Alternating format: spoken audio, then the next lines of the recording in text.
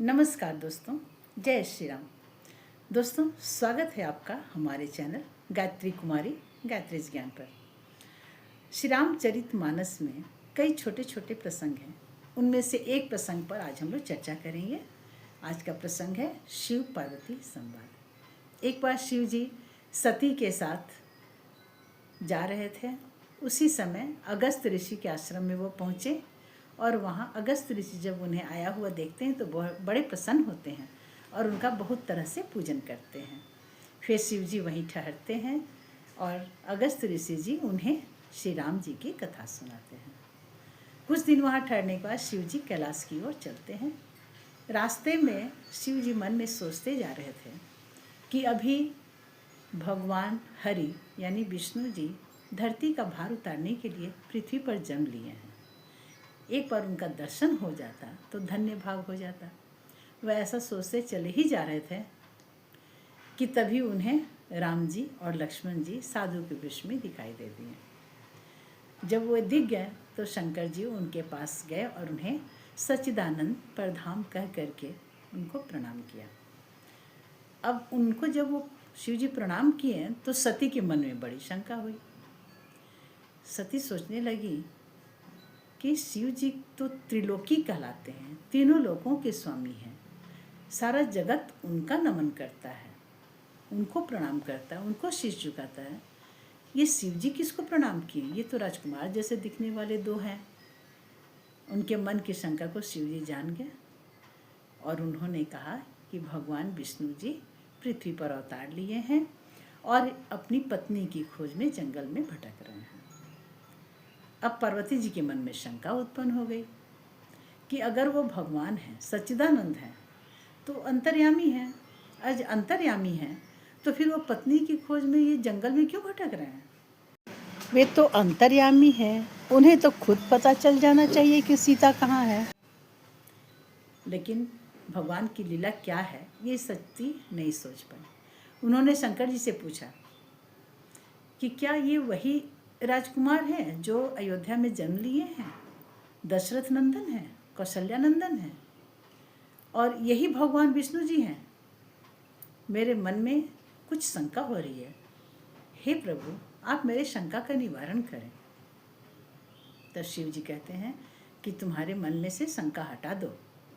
ये भगवान विष्णु ही हैं और धरती का भार दूर करने के लिए, धरती का भार मिटाने के लिए अवतार लिए हैं। लेकिन भी पार्वती जी के मन से शंका नहीं जाता है। तब शिव जी कहते हैं कि अगर तुम्हारे मन में बहुत शंका है तो तुम उनकी परीक्षा ले लो। वो कहते हैं, जो तुम्हारे मन अति संदेह हो तो किमि जाई परीक्षा ले हो। शिव जी कहते हैं कि तुम्हारे मन में जो संदेह है वो दूर हो जाएगा। तुम जाओ, लेकिन सोच समझ कर अपने विवेक से ही परीक्षा लेना। तब तक मैं यहीं पे बड़ की छाया में बैठता हूँ और तुम परीक्षा लेकर के यहाँ वापस आओ। इधर शिव जी मन में ऐसा विचार कर रहे हैं कि दक्ष कन्या सती का अब कल्याण नहीं है, क्योंकि इनके मन में शंका उत्पन्न हो गई है। पार्वती जी क्या करती हैं?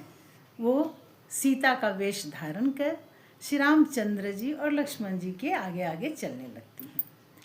एक पल के लिए लक्ष्मण जी तो विचलित हो गए।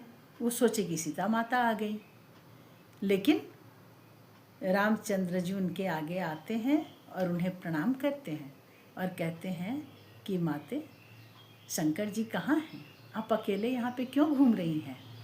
यह सुनते ही सती जी लज्जा से लाल हो गई और वो बिना कुछ उत्तर दिए ही वहाँ से चली आई और शिव जी के पास आकर बैठी।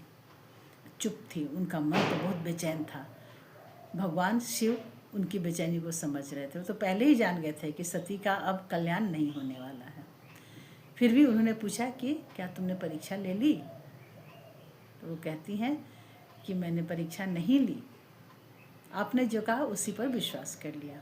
अब शिव जी मन में सोचते हैं कि विधि का विधान भी अजीब है। देखो कि सती के मुँह से भी ये झूठ कहला दिया। बहुरी राम माँ यही सिरुनावा, प्रेरी सती ही जही झूठ कहावा। ऐसा ही विधान होता है विधि का। जो होनी होती है, होनी प्रबल होती है, तो उसके आगे कोई विवेक काम नहीं करता है। अब शिव जी सोचते हैं कि जब ये सीता जी का रूप ले ली तो ये तो मेरी माता के समान हो गई, अब मैं इनसे प्रीति करूं तो ये उचित नहीं होगा। इसे वो पार्वती जी को, सती को अपने से ऊंचा स्थान देते हैं और खुद नीचे बैठकर तपस्या करने लगते हैं। सती जी जान गई कि भगवान को सब मालूम हो गया, वो तो अंतर्यामी हैं। अब उनका मन भी बेचैन था। एक तो शिव जी से उनका दुराव हो गया और खुद से भी उनको लज्जा महसूस हो रही थी, एकदम मन नहीं लग रहा था। उसी समय आकाश से पुष्पक विमान जाते हुए देखती हैं और पता करती हैं कि ये कहाँ जा रहे हैं। तो शिव जी कहते हैं कि दक्ष ने, यानी आपके पिताजी ने यज्ञ की रखा है और मेरे बैर के कारण उन्होंने तुम्हें भी बिसरा दिया है, भुला दिया है और तुम्हें भी आमंत्रित नहीं किया है। तो इस कहानी को जानने के लिए आप मेरे चैनल को सब्सक्राइब करें। अगले वीडियो में मैं ये कहानी आपको बताऊंगी कि दक्ष के यज्ञ में क्या होता है और सती जी वहाँ जाती हैं या नहीं जाती हैं। धन्यवाद दोस्तों, मिलते हैं अगले वीडियो में।